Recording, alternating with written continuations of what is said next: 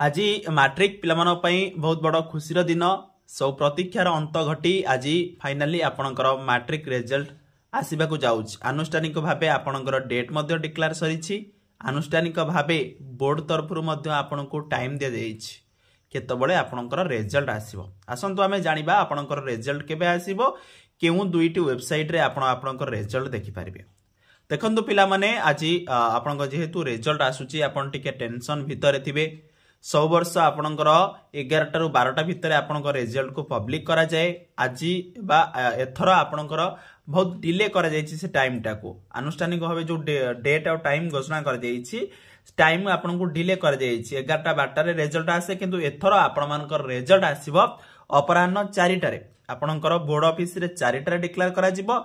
आपण माने 4टा परे देखि पारिबे, किंतु कुआ जायछि 6टा परे देखि पारिबे। सेमते किछि नै, 4टा परे आपण वेबसाइट रे देखि पारिबे।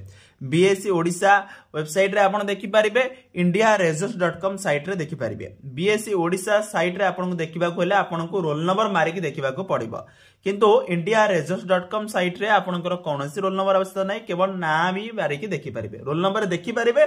जदि आपणक पाखे रोल नंबर नै, निज नाम रे देखिबा को चाहउछन्ती ताले केवल निज ना एंटर करिवे।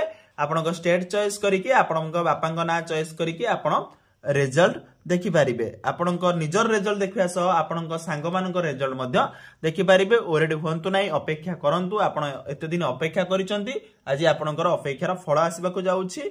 आपण अपेक्षा करि रुहंतु। अपराह्न 4टा रे आपणकर बोर्ड ऑफिस रे आनुष्ठानिक भाबे रिजल्ट डिक्लेयर हेबाकू जाउछि।